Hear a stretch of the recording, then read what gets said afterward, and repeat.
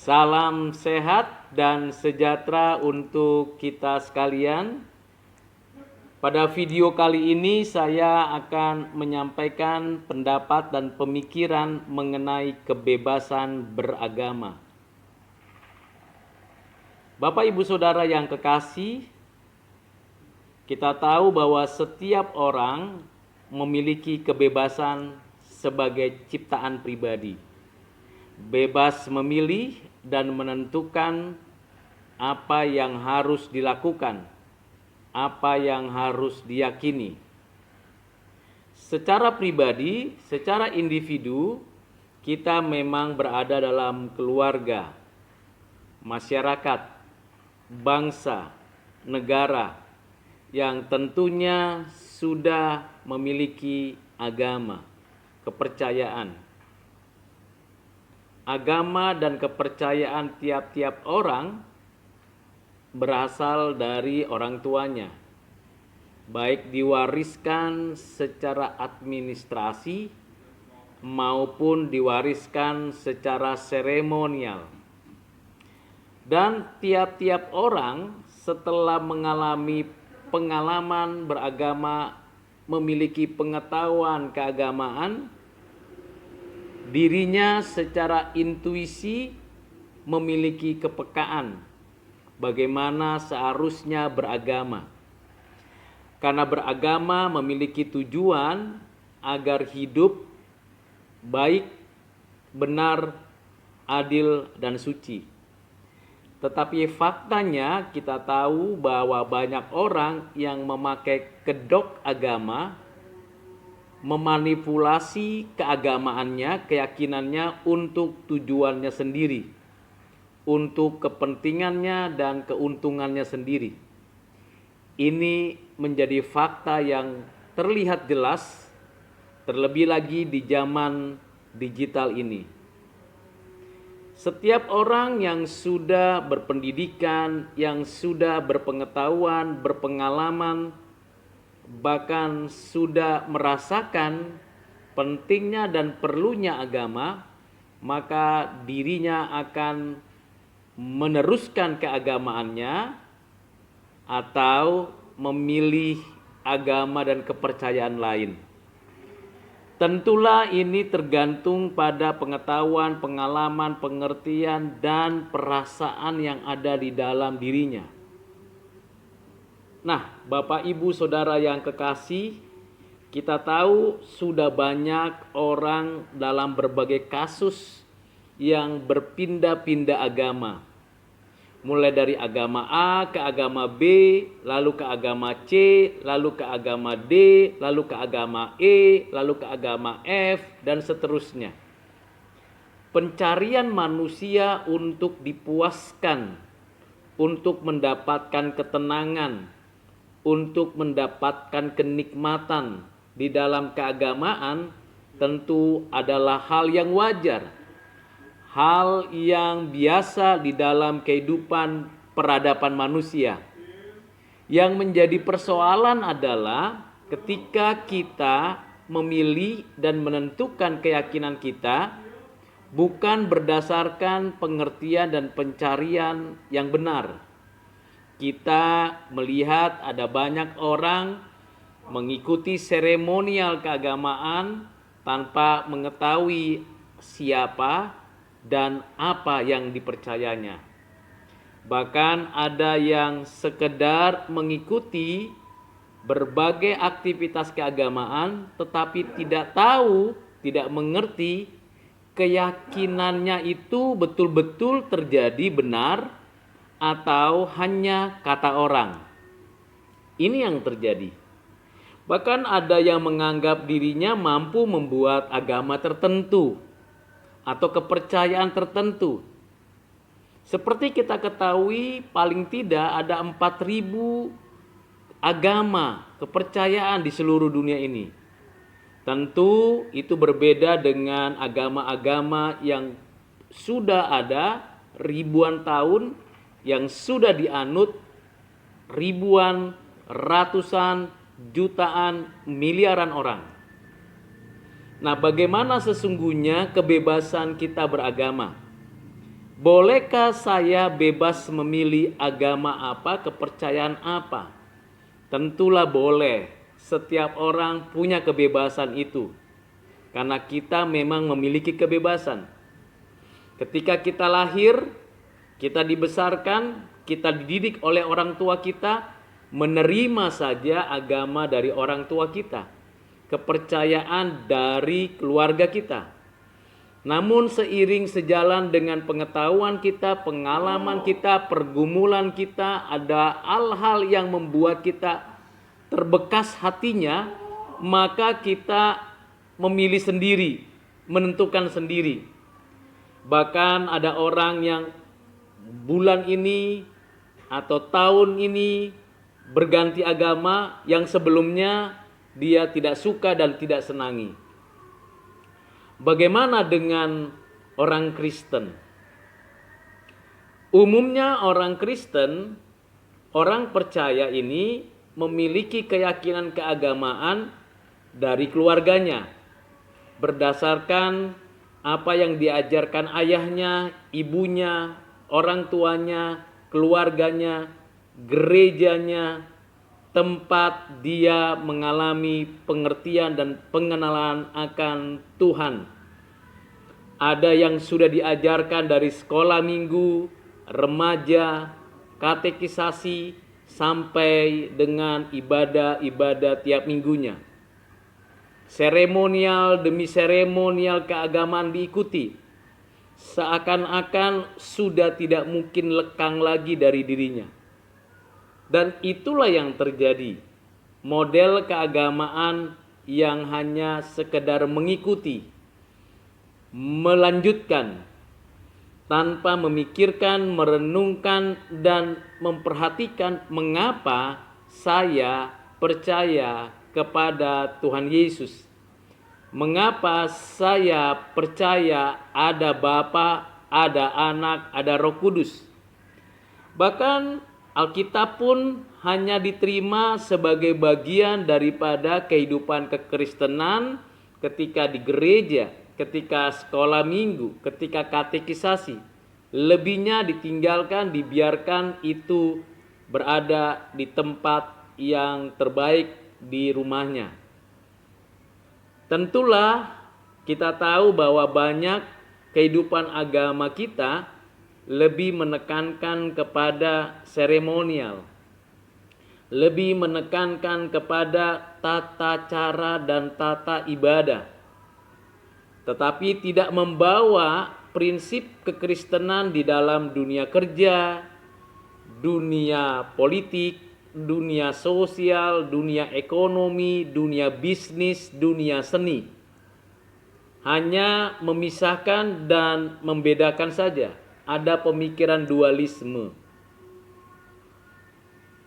Bapak Ibu Saudara yang kekasih di dalam Tuhan, orang-orang Kristen yang sepertinya mendapatkan pencerahan, mendapatkan pengertian, lalu berpindah agama ke agama yang lain,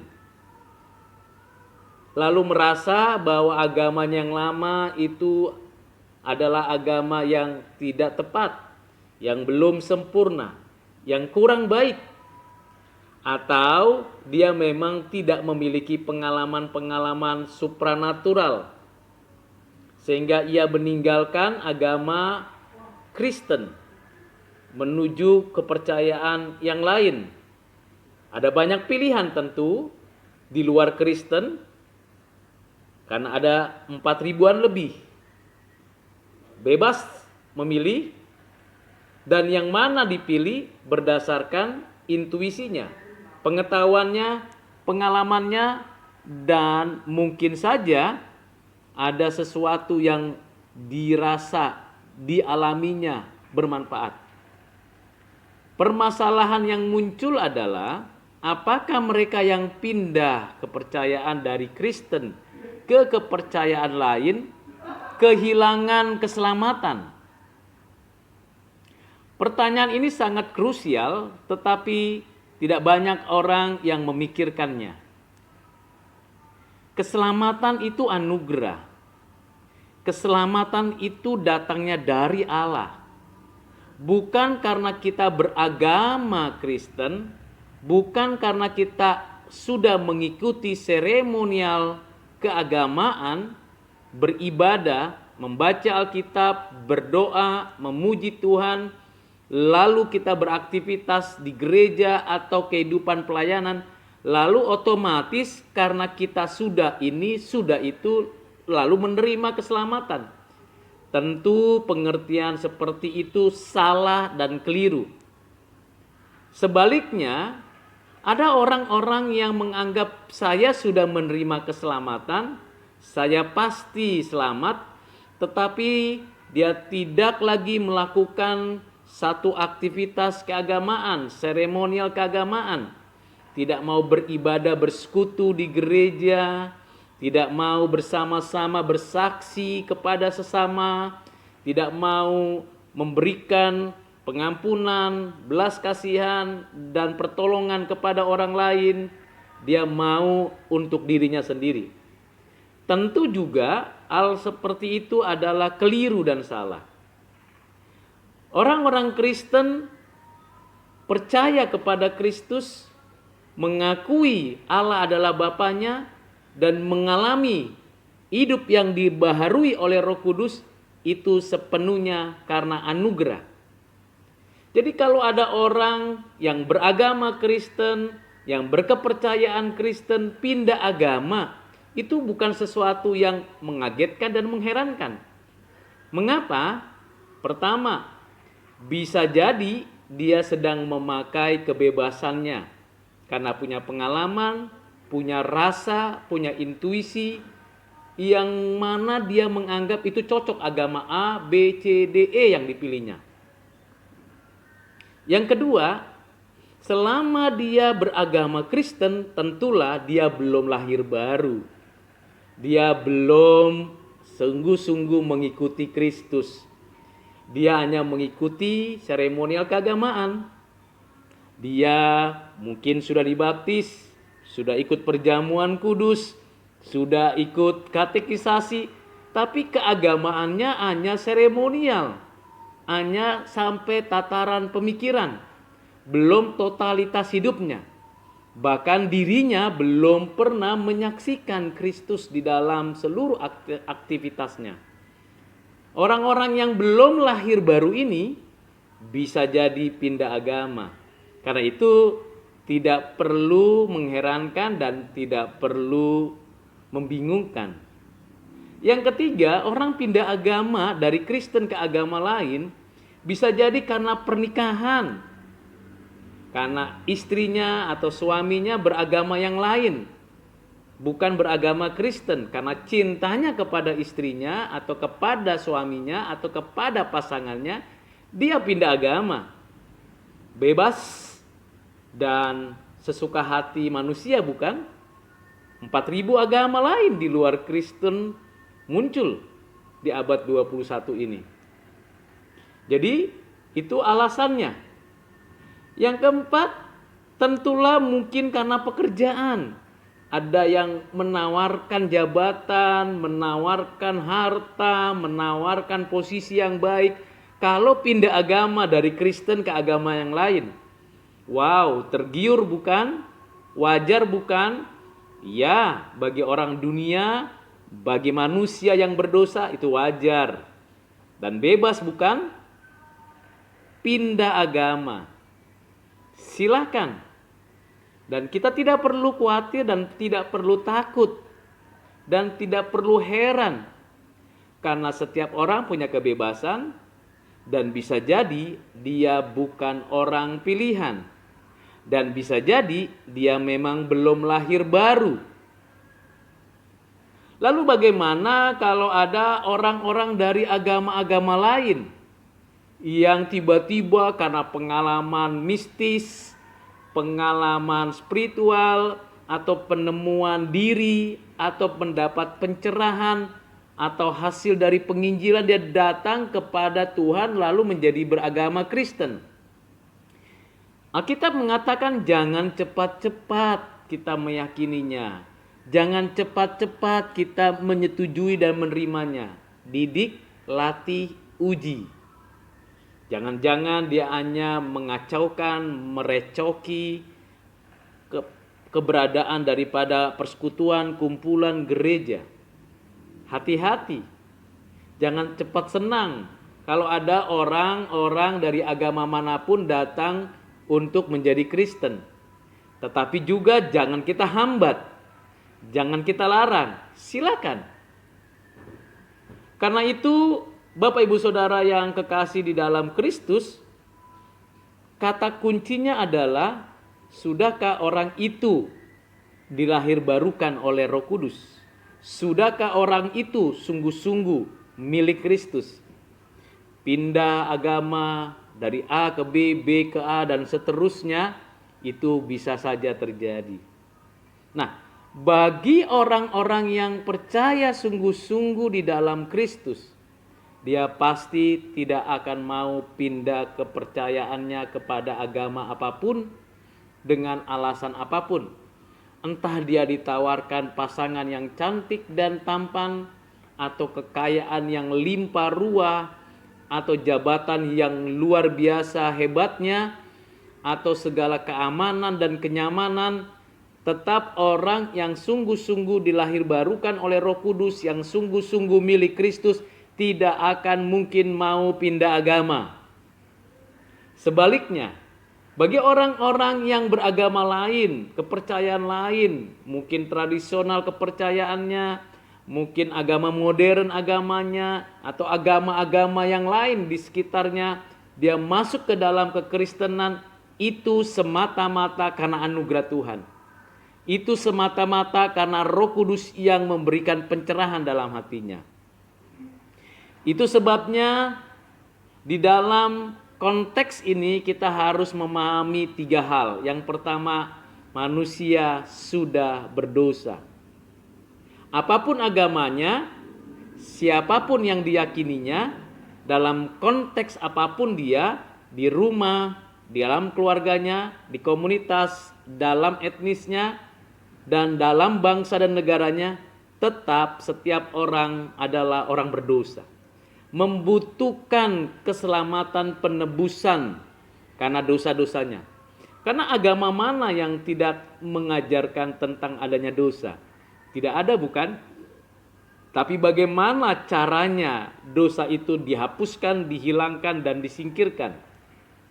Ada yang mengajarkan kebajikan, ada yang mengajarkan jasa baik, ada yang mengajarkan berbuat ini dan itu. Seluruh upaya manusia untuk beragama mendapatkan keselamatan adalah sia-sia belaka.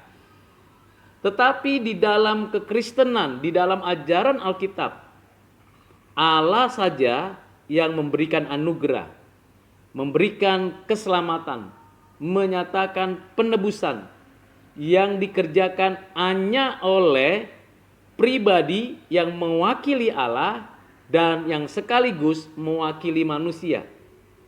Pribadi ini harus memiliki 2 natur, natur ilahi dan natur manusia. Dan dalam keadaannya sebagai manusia, pribadi ini tidak boleh bercacat celah, tidak boleh berdosa, tidak boleh melakukan kejahatan. Siapa pribadi itu? Adakah manusia, pendiri agama, pendiri kepercayaan yang tidak berdosa? Adakah nabi di seluruh zaman, di segala abad sampai hari ini yang tidak berdosa? Adakah rasul-rasul yang tidak berdosa? Adakah orang-orang pintar, orang-orang bijak, orang-orang yang menegakkan peradaban budayanya yang tidak berdosa? Tidak ada. Karena itu, maka diperlukanlah pribadi di dalam natur kemanusiaannya yang tidak berdosa. Siapa? Tentu bukan dari keturunan Adam. Tentu bukan dari benih Adam. Dari Allah, yaitu Yesus Kristus. Nah, ini yang menggemparkan seluruh dunia. Setan, manusia berdosa, kaget, gempar. Para malaikat juga terheran-heran. Mengapa?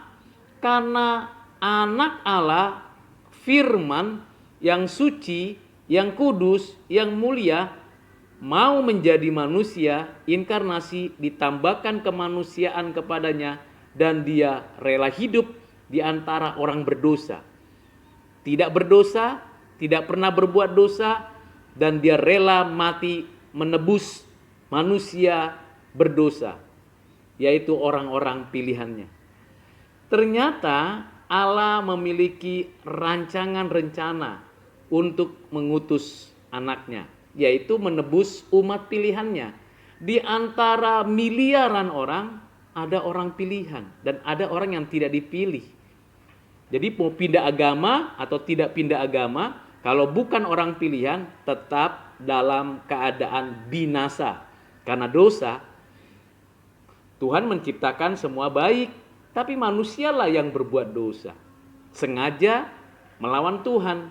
Agama hanya usaha saja untuk manusia bisa menahan keberdosaannya, tetapi agama tidak bisa berbuat apa-apa. Agama hanya menahan saja. Ya, kita bersyukurlah karena masih banyak agama sehingga kita masih bisa beradab, tidak biadab. Namun itu juga tidak bisa membuat kita bebas, lepas dari kejahatan, dari keberdosaan. Yesus Kristus satu-satunya manusia yang suci, yang mulia, dari benih ilahi, dikandung dari Roh Kudus, dinaungi oleh Roh Kudus, meminjam rahim Maria yang belum menikah, yang belum melakukan hubungan seksual, yang masih perawan, dan dari sana ia dibesarkan kemanusiaannya dan ditumbuh kembangkan dari mulai bayi, anak-anak, remaja, sampai waktunya ia mengabarkan berita kabar baik. Dan di puncak pelayanannya dia rela menderita, mati di atas kayu salib, menyerahkan nyawanya untuk menebus umatnya. Tidak semua orang ditebus, tidak semua orang diselamatkan, hanya umatnya.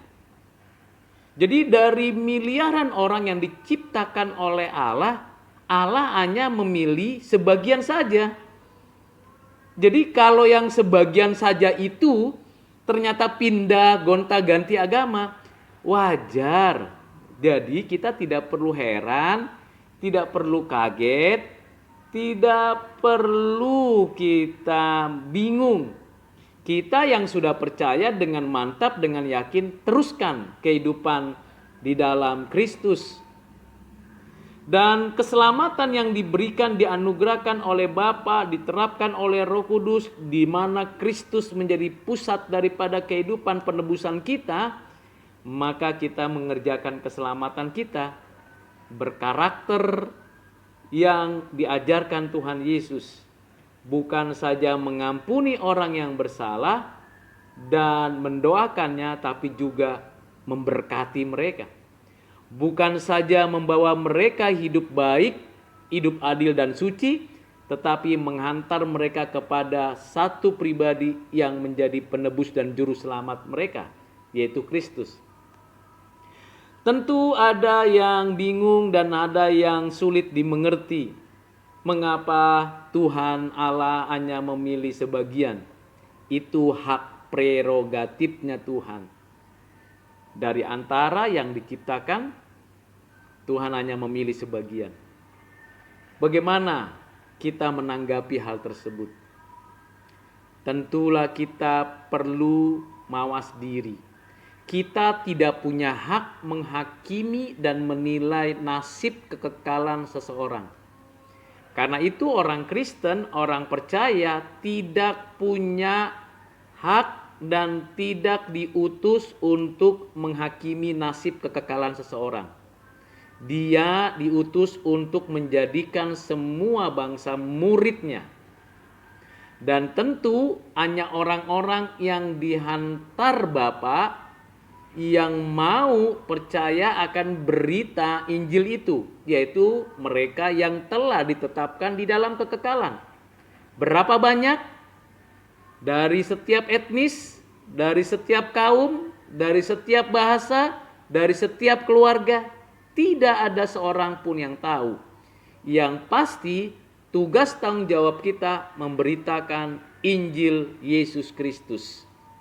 Silakan beragama, silakan bebas memilih, tapi yang menebus dan menyelamatkan hanya satu. Di bawah kolong langit ini tidak ada satu orang pun yang beroleh selamat kecuali di dalam Kristus. Karena di dalam Dia, dan Dia adalah jalan itu sendiri, hidup itu sendiri, kebenaran itu sendiri. Dia pribadi yang ilahi, perantara manusia dengan Allah, Allah dengan manusia. Dia mediator satu-satunya, tidak ada yang lain. Dia nabi di atas segala nabi. Dia imam di atas segala imam besar yang pernah ada. Dia rasul di antara para rasul. Dia raja di atas segala raja. Dialah pusat dari semesta alam, dari bumi ini, dari kehidupan manusia saat ini dan akan datang. Dia sudah menyelesaikan karya penebusannya di atas kayu salib, kebangkitannya dari kuburan, kenaikannya dan duduk di sebelah kanan Bapanya, dan akan datang kembali. Dan kita menanti-nantikan kedatangannya.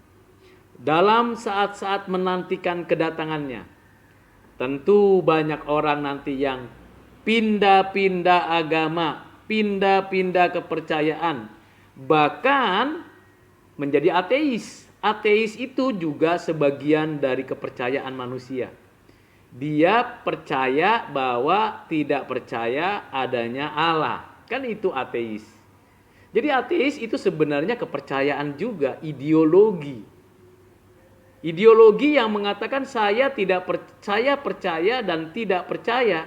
Percaya kepada ketidakpercayaan. Ketidakpercayaannya adalah ketidakpercayaan kepada Allah yang disembah atau sesembahan-sesembahan yang disembah agama-agama. Maka ateis sesungguhnya memiliki keyakinan itu. Bebas toh melakukan itu? Bebas. Itu sebabnya kita tidak membawa orang kepada agama Kristen. Salah besar. Kita tidak membawa orang kepada gereja kita, denominasi kita. Salah besar. Kita membawa setiap orang memperkenalkan Yesus Kristus yang tertulis hanya di dalam Alkitab. Jangan perkenalkan Yesus Kristus di luar ajaran Alkitab. Memang banyak toh yang mengajarkan pengajaran-pengajaran yang di luar Alkitab tentang Yesus, dengan nama yang berbeda-beda, dengan pengertian yang berbeda-beda. Silakan, itu kebebasan beragamamu. Itu kebebasan kepercayaanmu. Hai umat beragama dimanapun di seluruh dunia ini. Ingat ada 4.000 agama ya di seluruh dunia. Bebas.